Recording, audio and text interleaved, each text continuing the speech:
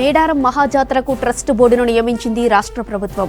Chairman సహా 14 మంది సభ్యులతో కమిటీ ఏర్పాటు చేసింది. ఉత్సవ కమిటీ చైర్మన్ గా ఆర్ఎం లచ్చు పటేల్ ని నియమించింది. ఇందులో ఎక్స్ అఫీషియో మెంబర్ గా సిద్ధబోయిన జగ్గారావు ఉన్నారు. మేడారం మహాజాతరకు ట్రస్ట్ బోర్డును నియమించింది రాష్ట్ర ప్రభుత్వం. చైర్మన్ సహా 14 మంది సభ్యులతో కమిటీ ఏర్పాటు చేసింది. ఉత్సవ కమిటీ చైర్మన్ గా ఆర్ఎం లచ్చు పటేల్ ను నియమించింది. ఇందులో ఎక్స్ అఫీషియో మెంబర్ గా సిద్ధబోయిన జగ్గారావు ఉన్నారు. మరింత సమాచారం కృష్ణమోహన్ అందిస్తారు. కృష్ణమోహన్, మేడారం ట్రస్ట్ బోర్డు ఏర్పాటుపై అప్డేట్స్ ఏంటి? మేడారం ట్రస్ట్ బోర్డుకు సంబంధించి చాలా రోజులుగా ఈసారి ట్రస్ట్ బోర్డు వేస్తారా వేయరా అనేకమైనటువంటి ప్రతిపాదనలు కావచ్చు, విమర్శలు కావచ్చు, ఇవన్నీ కూడా వచ్చాయి. ఈ నేపథ్యంలోనే ఇప్పటికే రాష్ట్ర ప్రభుత్వం కూడా మేడారం జాతరకు సంబంధించినటువంటి ట్రస్ట్ బోర్డుకు సంబంధించినటువంటి వేయడానికి సిద్ధమైంది. ఇప్పుడు మరికొద్దిసేపట్లోనే దీన్ని పూర్తి స్థాయిలో అఫీషియల్గా వస్తుంది. ఇప్పటికే మంత్రి సీతక్క దీనికి సంబంధించినటువంటి ప్రపోజల్స్ పెట్టింది. ప్రభుత్వం కూడా దానికి ఆమోదం తెలిపింది.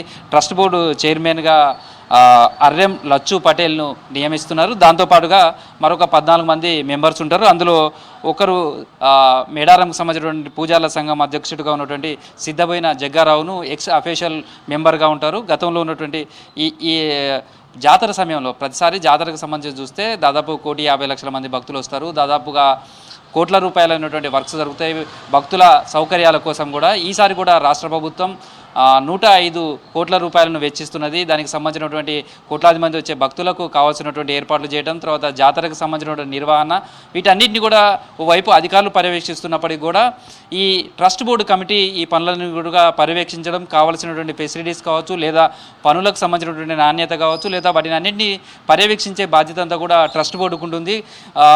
ప్రతిసారి కూడా జాతర జరిగే సమయంలో ట్రస్ట్ బోర్డు ఏమేయటం అనేది కూడా ఆనవాయితీగా వస్తుంది. ఈ నేపథ్యంలోనే నిన్న మంత్రి సీతక్క దగ్గర నుంచి ఒక ప్రపోజల్స్ వెళ్ళాయి. ఆ ప్రపోజల్స్ కూడా రాష్ట్ర ప్రభుత్వం ఆమోదం తెలిపింది. మరోవైపు ఈ ట్రస్ట్ బోర్డుకు సంబంధించి కూడా మొత్తం 15 మందితోటి ఈ ట్రస్ట్ బోర్డు ఉంటుంది. ఏటూ నాగారం సంబంధించినటువంటి ఆర్ఎం లచ్చు పటేల్ చైర్మన్గా ఆయన నియమిస్తున్నారు. అదేవిధంగా సభ్యులుగా ఐలయ్య, కోడి గోపాల్, గొంగెర్ల రాజరత్నం, శ్రీనివాస్ రెడ్డి, యాప అశోకు, పోరిక నారాయణ్ సింగ్, మంజుల, భిక్షపతి, హైమావతి, చాతుర్తి కిషోర్, కొర్రెం అబ్బయ్య, ఆల శ్రీధర్, వద్దిరాజు రవిచంద్ర. ఈ వద్దిరాజు రవిచంద్ర ప్రస్తుతం ఎంపీ, రాజ్యసభ ఎంపీగా ఉన్నారు. తర్వాత అంకం కృష్ణమూర్తిలను కమిటీలో వీళ్ళు ఉంటారు. అదేవిధంగా ఎక్స్ అఫీషియల్ మెంబర్గా సిద్ధబోయిన జగ్గారావు కొనసాగుతారు. ఈ కమిటీ ప్రధానమైనటువంటి ఉద్దేశం కూడా జాతర సమయంలో వచ్చే భక్తులకు కావాల్సినటువంటి ఫెసిలిటీస్ కోసం ఏర్పాట్లు అయితే ఏవైతే జరుగుతుంటాయో వాటన్నింటినీ కూడా ఈ కమిటీ పర్యవేక్షించాల్సినటువంటి బాధ్యత ఉంటుంది. కాబట్టి జాతరను సజావుగా నిర్వహించడం కావచ్చు, పనులను వేగవంతం చేయడం, తర్వాత భక్తులకు కావాల్సినటువంటి సౌకర్యాలు ఇవన్నింటినీ కూడా పర్యవేక్షించడం, జాతరను సక్సెస్ఫుల్గా చేయడంలో ట్రస్ట్ బోర్డుకు కూడా కీలక పాత్ర ఉంటుంది. కాబట్టి నిన్ననే సీతక్క, మంత్రిగా ఉన్నటువంటి మంత్రి సీతక్క దీనికి సంబంధించినటువంటి ప్రపోజల్స్ అన్ని కూడా పంపించారు. తర్వాత చైర్మన్గా ఉన్నటువంటి లచ్చు పటేల్ కూడా కొద్దిసేపటి క్రితమే ఎండోమెంట్ శాఖ నుంచి ఆయనకు సమాచారం ఇచ్చారు. అదేవిధంగా ట్రస్ట్ బోర్డు మెంబర్గా ఉన్నటువంటి 15 మందికి సంబంధించినటువంటి జాబితాలో ఉన్నటువంటి వాళ్ళందరికీ కూడా ఫోన్ కాల్స్ వెళ్ళాయి. వాళ్ళందరూ కూడా ఆధార్ కార్డు, తర్వాత వాళ్ళ గుర్తింపు కార్డు, వీటన్నిటితో కూడా సబ్మిట్ చేయాలంటూ కూడా దేవాదాయ శాఖ అధికారులు సూచన చేశారు. దీంతో రేపు లేదా ఎల్లుండి వరకు అఫీషియల్గా వీళ్ళు ప్రమాణ స్వీకారం చేసే అవకాశం ఉంటుంది. ఆ తర్వాత ఈ జాతర నిర్వహణకు సంబంధించినటువంటి పూర్తి స్థాయిలో బాధ్యతగా ఈ కమిటీ మొత్తం కూడా పనిచేయనున్నది. అందుకు సంబంధించినటువంటి రంగం మొత్తం కూడా సిద్ధమైందని చెప్పుకోవచ్చు. ఎందుకంటే 21వ తారీఖు నుంచి మహాజాతర ప్రారంభమవుతుంది.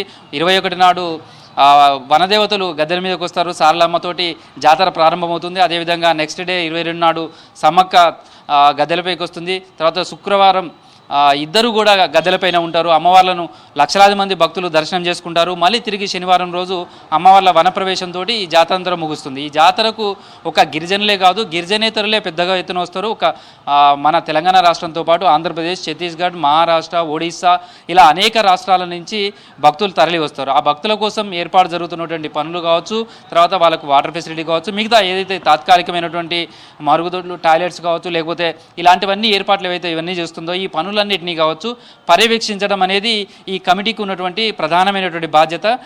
ఈ కమిటీకి సంబంధించినటువంటి ఈసారి పునరుద్ధరిస్తారా, ఏర్పాటు చేస్తారా అనే దాని మీద కొంత మీమాంస ఉండే, కానీ ఈ కమిటీకి సంబంధించినటువంటి ప్రభుత్వం ఒక నిర్ణయం తీసుకుందని చెప్పుకోవచ్చు. జ్యోతి.